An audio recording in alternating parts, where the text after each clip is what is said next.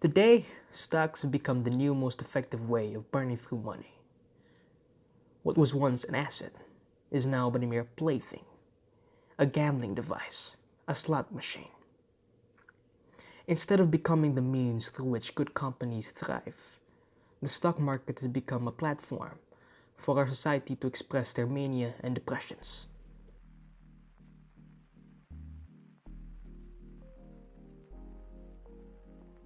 My goal is to resolve this very issue, to bring back wisdom in a time of uncertainty. My goal is to develop an early understanding in teens aged 12 to 15 of financial literacy and stock investing.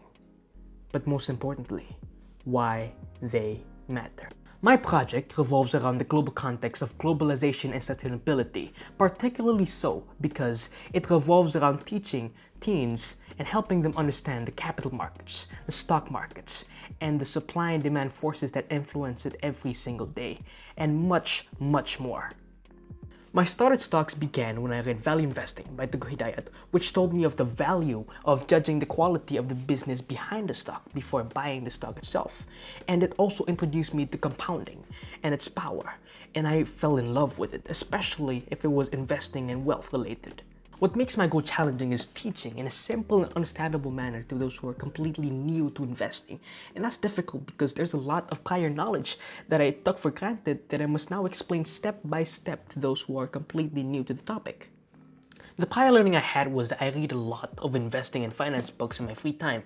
Value Investing by Teguh Hidayat, Laporan Keuangan by Julia Nendar, Warren Buffett Way by Robert Hagstrom, and several others. The prior learning I had from MYP was primarily from humanities, where I learned how to think more critically and see the cause and effect relationships between things that might seemingly be random and are actually connected.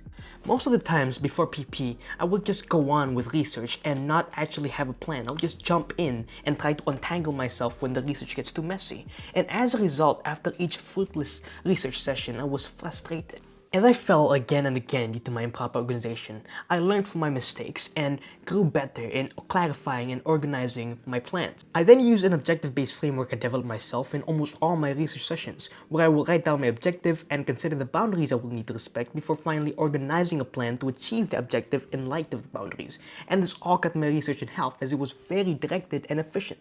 I also utilized the books I had to my advantage. I learned how to read and paraphrase content from books which augmented my media literacy skills. And for the articles and books I've sourced, I also examined its credibility via the CRAAP method, wherein I judge its reputability from multiple angles.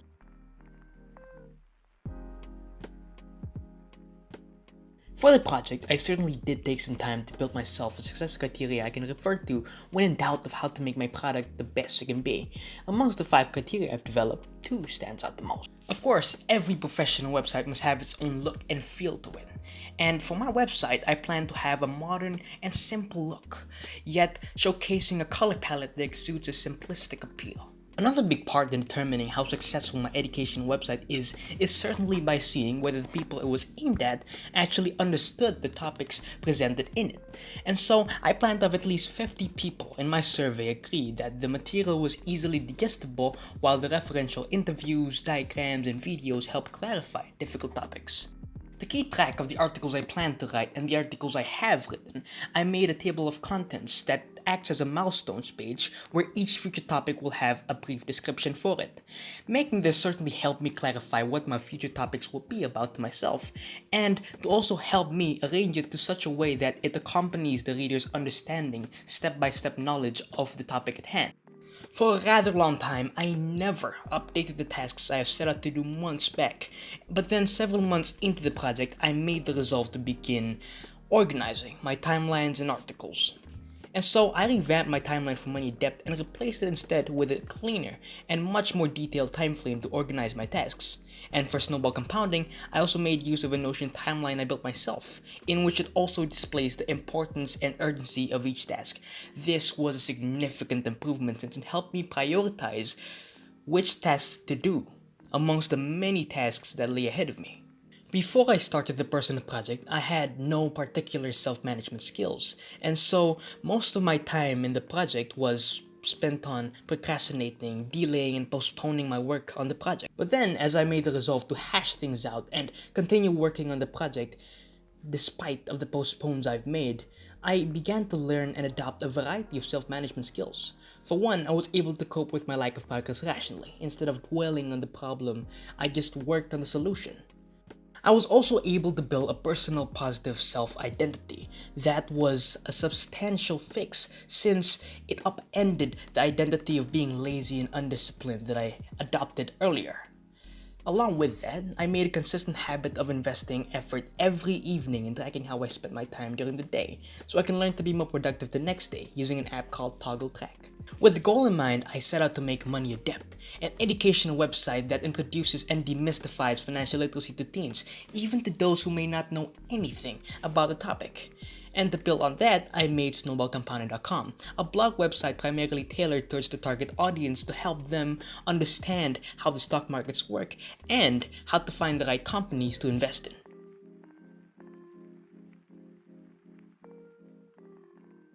Certainly, I also made sure to use the success criteria I developed earlier to make reasonable judgments about the product quality going forward.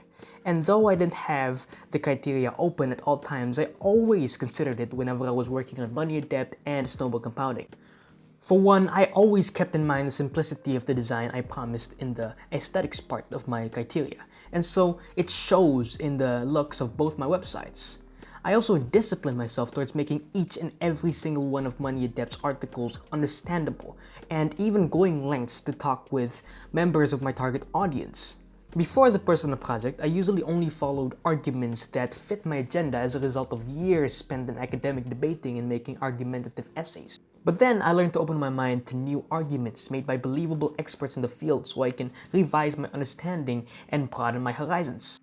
For one, I practice revising my understanding based on new arguments and evidence, which is when initially I found it difficult to comprehend the value technical analysis could serve in finding the right stocks, but after looking at this believable expert's arguments and seeing the reasoning behind his arguments, I came to know that that was actually true.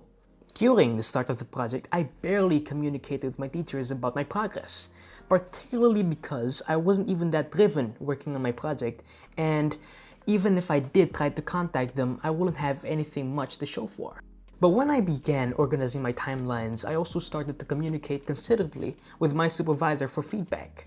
I even learned how to interview better, such as how to not feel too self-conscious in interviews, how to make effective questions that lead the conversation forward, and also how to actively and attentively listen to what they have to say, listening for understanding and not merely for replying.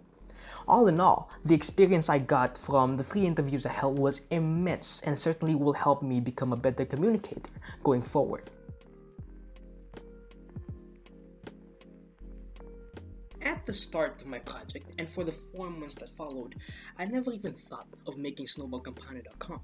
But one day when I looked at Money Adept, I realized I didn't learn much about the topic of stock investing itself. And this was all because I already knew the content by heart, so I was just putting it in simple and understandable language just so that it can be understood by the people I'm trying to reach. And with this, I realized I should have made my personal project more a learning experience, where I and my audience can learn more about the topic of stock investing.